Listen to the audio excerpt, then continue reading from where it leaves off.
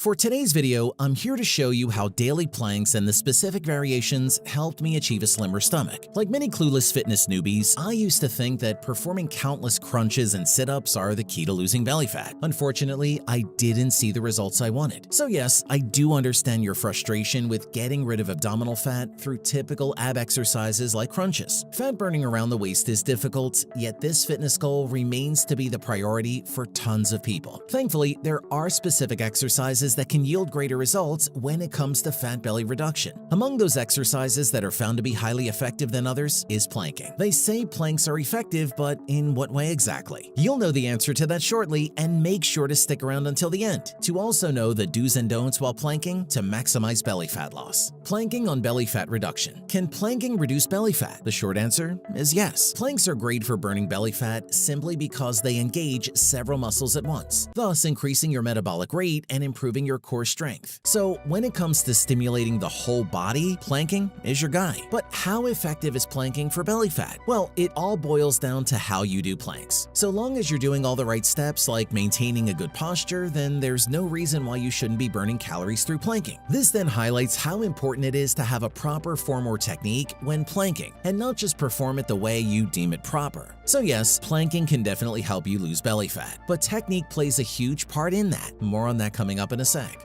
Before we continue, a like would be great.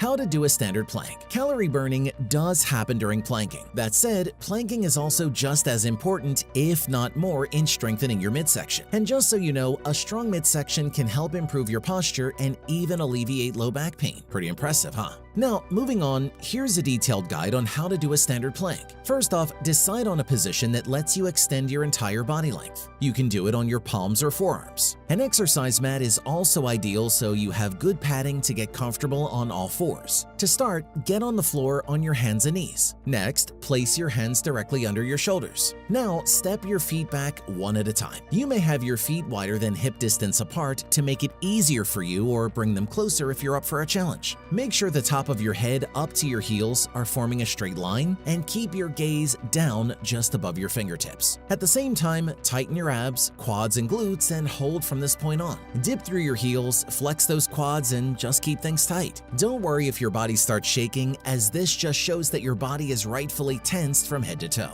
My top planking variations for belly fat. I started at the bottom just like any beginner. Simple exercises like sit-ups were part of my regime. I did standard planks for a few weeks, then added many other variations in the coming weeks. I made sure to get the posture right instead of minding so much about the number of reps. From there, I upscaled each week by incorporating other variations, adding more reps, and having higher durations. As a result, it allowed me to exercise in proper form and build muscle, ultimately reducing my belly fat. Here are the plank variations that were included in my plank workout. Number 1, side plank. Side planks are a godsend to those who want to lose weight. Not only that, but it's great for fixing bad posture, building a strong core, and improving balance. To do a side plank, start with the original plank position and open up your hips and chest towards your left side to slowly ease into a side plank. Raise your right arm towards the ceiling and let the left palm rest on the floor while supporting the pose. Engage your abdominal muscles and keep your torso straight with no sagging or bending. Hold the position for 15 to 20 seconds. Afterward, rotate back to the original position and then repeat on your other side. Is side plank a bit simpler for you? Then move on to shoulder taps. It's another traditional plank variation, but with an added compound movement. Here's what you need to know about them. Number 2, plank shoulder taps. The plank shoulder tap is a step up from the side plank. It's a complicated move, meaning the more important it is to maintain a good form throughout. To start, get into a high plank position with your shoulders in line with your wrists and your feet hip-width apart. Keep your spine neutral, neck and back straight, and hips aligned with shoulders. Also, make sure to engage the core and squeeze the glutes. Now, raise your left hand to tap your right shoulder and set it back down. Next, raise your right hand to tap your left shoulder and set it back down. Alternate tapping left and right shoulders. Aim for 15 taps on each side for 3 rounds. Next up is a combination of 2 of the most common exercises, namely plank and jumping jacks, also known as number 3, plank jacks. Plank jacks are excellent core movements. They also come with a bit more difficulty than others by adding a cardio element for increased calorie burn. To do it, go on all fours with your palms shoulder-width apart and shoulders aligned directly over your wrists. Next, extend your legs out behind you to get into the plank position. Tuck your pelvis under and ensure your middle back is in a hollow position. Now, keeping your shoulders over your wrists and your abs drawn in, jump your feet out slightly wider than hip distance apart. Jump them back together and repeat the movement. Do 3 to 4 sets of 15 to 20 reps. Speaking of combinations, there's another one that's a mix of forearm plank and push-up. The plank to push-up exercise is perfect for reducing belly fat, but I'll talk more about that coming up. Number 4, plank toe touches. The great thing about plank toe touches is the fact that they double as a compound workout. This plank variation engages as many muscles as possible, but with just a few movements. To do it, start by getting into a straight arm plank position with your feet wider than shoulder width. Keep your back straight and your shoulders, hips, and knees aligned in a straight line. Raise your hips as you lift your right arm and extend to touch your left toes. Do not bend your knees while doing this. Return to the starting position and proceed to the next rep with your left arm reaching and touching your right toes. Aim for 3 to 4 sets of 10 reps on one side before switching to the other. Number 5, walking plank. The walking plank boosts metabolism, allowing you to burn more calories and ultimately cutting down stomach fat. It also works to strengthen the core and the upper and lower muscle groups. To perform a walking plank, start in a plank position with your arms straightened up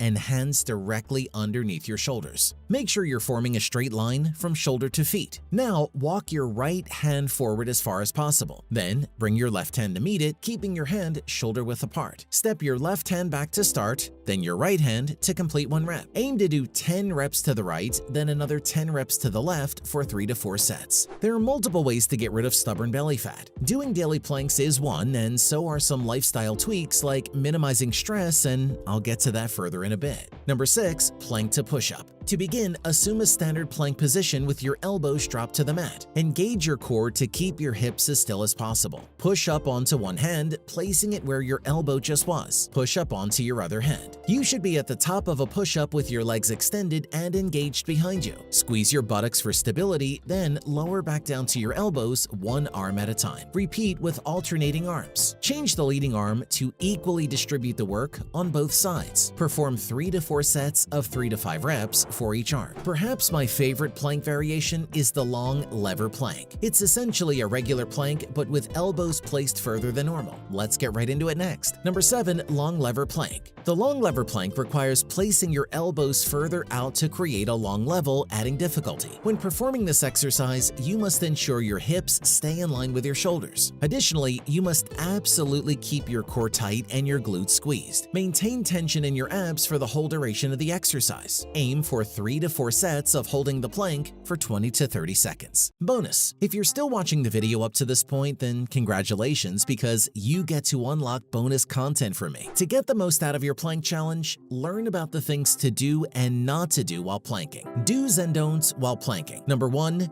do keep your abdominal muscles flexed the entire time. Doing so helps you engage those deep abdominal muscles. A proper engagement of the core is great in helping boost your core strength and lose weight. Number 2, do not lower or raise your back. Instead, you must align your shoulder, back, and butt. Also, your toes should be tucked inwards as you lie on your lower body. Lastly, you should not lift your head or dip your back. Number 3, do not push your belly downward. Plank is primarily designed to burn belly fat. As such, lowering your stomach while holding the plank position won't be effective. What you must do instead is to ensure that your stomach is up in the air and your shoulders, back, and butt are aligned. Number 4, do squeeze your glutes while planking. Aside from your abdominal muscles, the plank is an excellent way of engaging your glutes. So squeeze those buttocks and engage as many muscles as possible while doing a plank. Number 5, do not try to hold longer than what your body is capable of. Holding the plank position for too long, say more than 60 seconds, can cause you to lose focus on your abdominal muscles. On the other hand, holding the plank for less than 30 seconds while maintaining the correct posture gives you the best chance to reach your goal. For beginners, the rule of thumb is to do a plank for 20 to 30 seconds for a week with as many reps as you can without compromising your form. Once you feel planking for such a duration has become easier for you, that's the time you should try for 40 to 60 seconds. As you've learned from my experience, planking does wonders in belly fat reduction.